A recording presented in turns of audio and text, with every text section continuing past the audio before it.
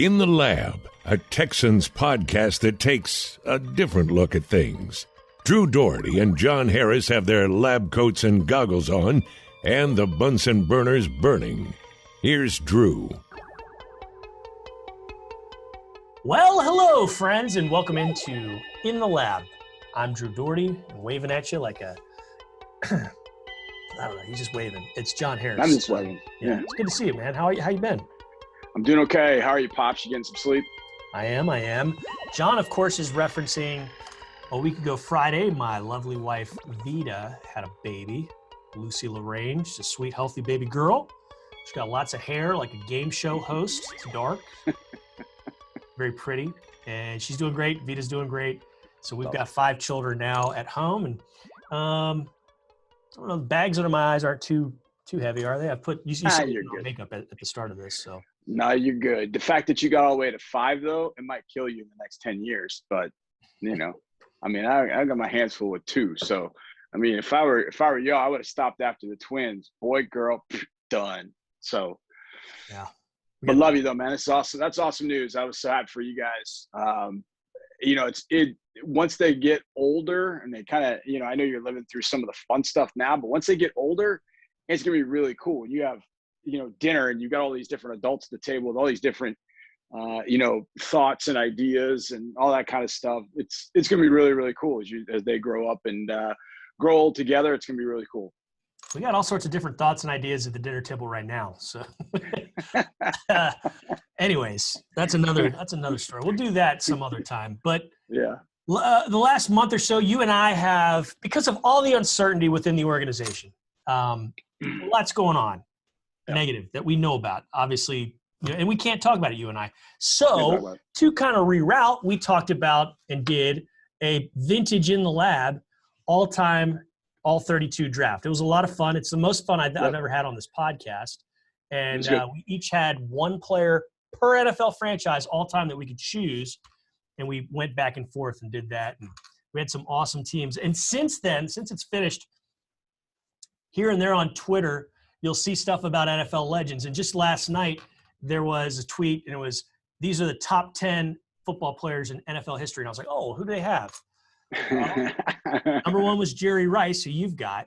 Yeah. And then I had 3, 4, and 5, which I think was LT or Jim Brown, LT, and somebody else. And then I had one more guy. So I had like 4. You had 3. Peyton Manning was in there. That's your quarterback.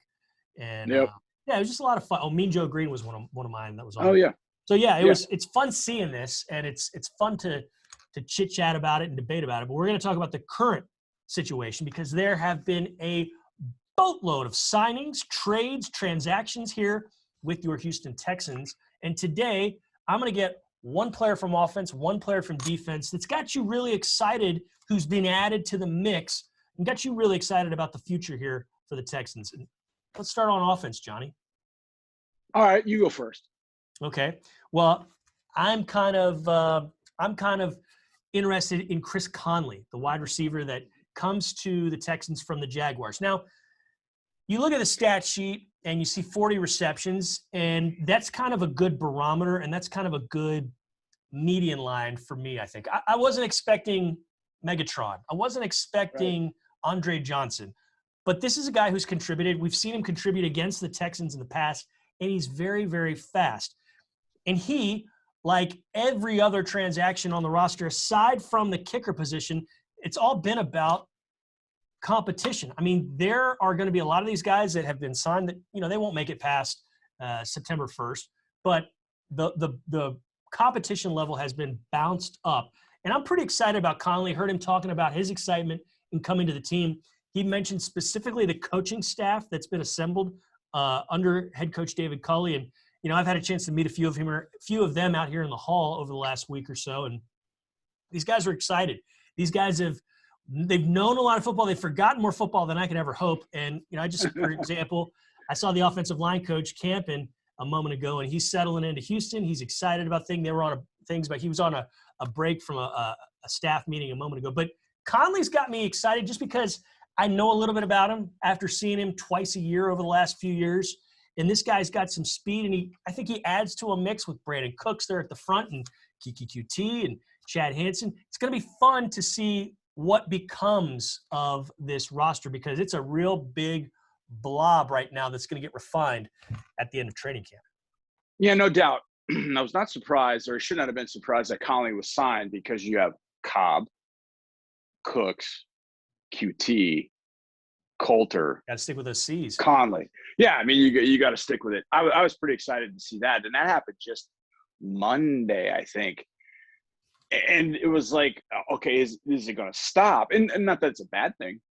But I think offensively for me, it was the trade that Nick made with the Patriots to get Marcus Cannon. Yeah.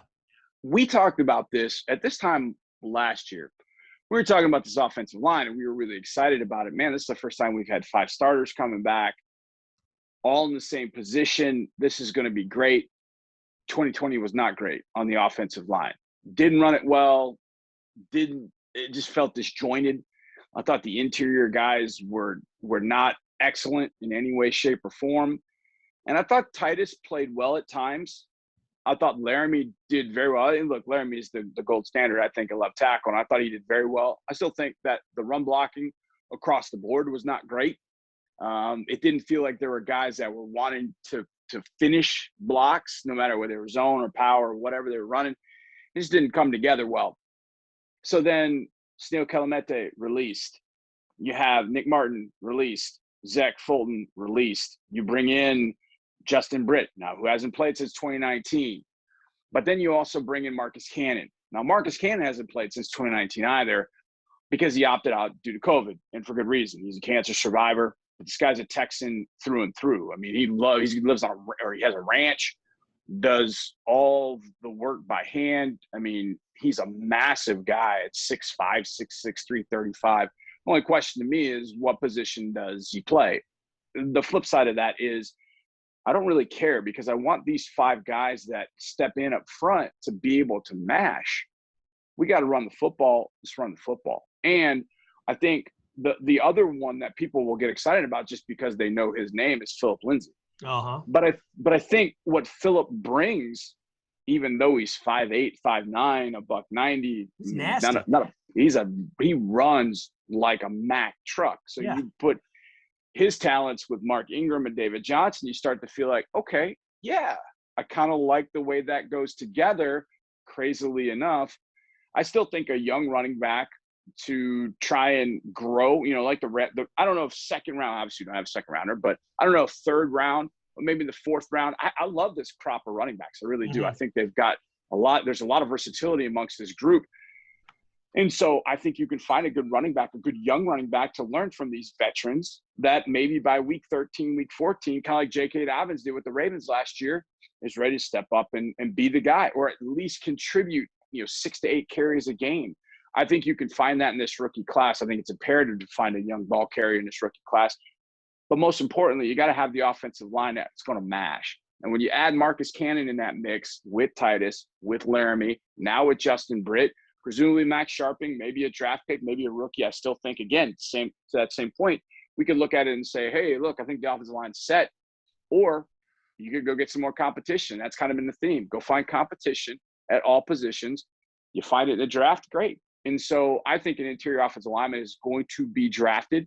And there are a few that I really like. And I've kind of kept my eyes on interior offensive linemen because I felt like that's a need for us, no matter how many offensive linemen we re-sign. But to me, getting Marcus Cannon kind of makes this offensive line, oh boy, man, you're going to have to bring your lunch pail against them. And I felt like last year that wasn't the case, especially in the run game. It just wasn't there. It didn't click. Mm-hmm. But maybe with this group, a little bit more at center, with Marcus at guard or tackle, however they're going to put that together, maybe Sharping at left guard again after a tough year last year, they should be able to run the football a little bit better than they've run it in the past. And I think these running backs will benefit from that too. So I would say Marcus Cannon, that trade I thought was huge, and it was totally and completely unexpected. You see coming to America too? I did. Yeah. I did. Okay, listen, we all know it's not the first one. Okay. Yeah. That's the goldest of gold standards. It's like, I think it's the greatest comedy of all time. I still like Coming to America too. Okay. I did too. Yeah, absolutely. Right? So just everybody calm down, shoot it out of the sky, whatever. All right. It's not the bad. It's a sequel. We know that. Just chill. Right. it's still fun. But King is a Why are you bringing that up? Oh, okay. You're going somewhere with this. All right. Eddie Murphy's now the King of Zamunda. Yeah. Desmond King. I just wanted to talk about Coming to America too, because it really is it's gnawed at me seeing all the negative press about Coming to America too. Like, made it. It was fun. All right, it was just fun. It was fun. It was very fun. I think it could be fun with Desmond King. I'm looking forward to what he can do. I know at the trade deadline there were a lot of folks that wanted him to come here. Not a lot, but maybe there were some that said, "Oh, that would have been nice to see him here." Mm-hmm. I can't wait to see what he does here, defensive back wise, for the Texans, because that was a spot that sorely needed attention this offseason. It's been tough the last few years around here with regards to the defensive backfield. There have been some struggles here, and I think he's a guy that can instantly help make it better. A, just by virtue of the competition level that he brings, but B, I think he's going to be a contributor, and I think he's going to do some good things to help this defense and maybe give the pass rush a little bit more time and vice versa. So I'm excited about that. He was with the Chargers, so there's some familiarity coaching staff-wise there, some guys that have been there recently that know about him now. And then he was with the Titans, so you see their game film all the time, and you get a little bit of a sense of that. So I'm excited about that. Did you like that move? I mean, that was kind of we had seen sort of a wave of moves, and I think that was a little bit of a surprise to some, wouldn't you say? Yeah, it was a little bit. I thought that he would have gotten a bigger, better deal. Mark and I had talked about this probably about a week or two out, and I was looking at the PFF projections. PFF projected, contracts for the top 100 free agents. Right. And the guy, they had a contract from Mike Hilton that was listed as 3 years, $12 million. And I was like, man, if you can get Mike Hilton for 3 years and $12 million, you need to run to him, take the private jet, whatever you got to get him. He's the kind of player you got to have. He's the smallest guy in the field, but yet he's the most impactful nickel in the league, right next to a guy like Desmond King. But then Mike Hilton signed for 4 years and $24 million. I'm like, well, that's a little rich, probably a little bit more than I wanted to pay him. But then I find out that Desmond King signed for a little bit under what the APY would have been that PFF suggested for Mike Hilton. I'm like, you're going to get me Desmond King at less than that money? Rock on. Let's go. I'll take it all day, because he's a playmaker. He plays an interesting position because not a safety, he's not a corner, he's a nickel. And even though we have, as an organization, made a stance, which I like, that, we're going to list Malik Collins as just a defensive lineman. And this guy is just a linebacker. And this guy is just a DB. When you get into it a little bit more, there's a difference between corner and nickel. And last year, unfortunately, because of the injuries outside, it forced Vernon to have to go outside. And really, Vernon should have been playing inside. That was his best option. Well, now you have Vernon Hargraves back. You have Desmond King in the mix. You also have John Reed. Those guys are going to compete for that nickel spot. And I think that's going to be a really good thing, to have guys compete for that particular spot, such that they can find somebody that can cover some of the more difficult guys to cover inside, that can blitz off the edge, like a Logan Ryan did with the Tennessee Titans, and do some of those things with the New England Patriots too, Logan Ryan. But that's the kind of player you want to have, kind of a versatile. And I know people, I've thought about this word a lot, because they hear that word versatile, and Bill O'Brien used to use it, and guys at 610 radio hosts on it, oh, versatile, oh my God, versatile. Here's the problem with versatility in some sense, and some of the players that were asked about in the past. Guys are versatile because they could go to a different position and play. Being versatile means you're good at those different positions that you play. There's a difference in just, well, he's versatile, he can go play tackle or guard, where he can just step into those. There's That's great. Being able, and there's being able to play proficiently, and that's the one you want. You don't want just absolutely being able.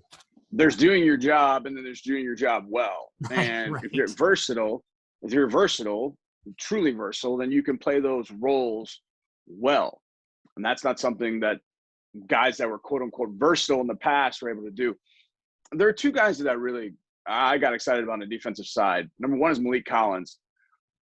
I just think interior defensive players that can get up the field, built like a brick house with his athleticism, you just don't find that every day. And You got him for a 1-year deal. It's a prove it deal. So he's going to be every single week looking to prove what he's got. And I think he's perfect for this particular defense. And at that point, it also puts pressure on some other players to, hey, you had an opportunity last year. What did you show? A guy like PJ Hall coming back to the team. I think PJ showed a lot. Ross Blacklock, what did Ross show? There's going to be a lot of pressure on Ross to show that he can make that year 1 to year 2 leap, that he was worth the 40th pick overall in that 2020 draft. He can be a game wrecker on the inside. Malik Collins' presence sort of gives you a little bit of a safety net if they don't do it. If PJ doesn't play at the level he was last year, if Ross Blacklock doesn't take that step, Malik Collins, I think, is sort of the filter for that. And oh, by the way, if they're all playing at a high level, all the better. All the better. So he's one. The other is Kevin Pierre, linebacker from Washington football team last year. Played a lot of snaps. I think he is a consummate 4-3 linebacker that can do a lot of things. He goes sideline to sideline. He can fly. I used to love him at Boston College.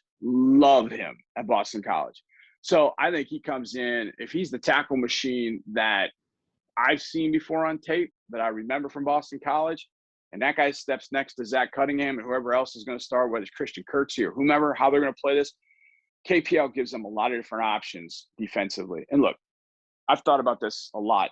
In your division, 6 games, and I know the quarterbacks, I get it, but you got to shut down James Robinson in Jacksonville, some guy named Derrick Henry in Tennessee, and a Colts running game that features 4 very capable running backs led by Jonathan Taylor. You better have guys that can tackle, and you better have guys that can get off blocks up front and create issues. Last year, we did not have those guys in this defense. We did not have them anywhere in this defense. So the front gets bolstered with Vincent Taylor and Malik Collins. I think there's a draft pick that's also going to be added to that mix. You bring back PJ Hall, who I thought had a good year before he was injured, but then you add to the linebacker crew. And there are a lot of people that talk about Terrell Adams. And look, TA, I felt like had, for what was expected, he played above expectation. But I don't want that to be the standard. The standard has to be well above, not even expectation, but well above the standard, well above the average. And watching the linebackers last year, they didn't play at that level. Now, some of that was because they had guys at their feet that weren't there in previous years. You missed BMAC all year long. But Zach Cunningham, KPL, Kamir Grugier-Hill, Joe Thomas, those guys have got to take their game up to a different level, but they'll at least have some help with the additions they made in the defensive line too. And next week on In the Lab, we're going to talk about perhaps the help that's coming just solely from the coaching staff and solely from teaching and what that might benefit how that might benefit these guys and this team on both sides of the ball. Sound good to you? Sounds good to me. All right. This is fun. It's good to talk football with you. Can't wait to do it again next week. John, always good to see you. And folks, thanks for listening. Thanks for watching. We appreciate all of you checking us out here on In the Lab. Take care.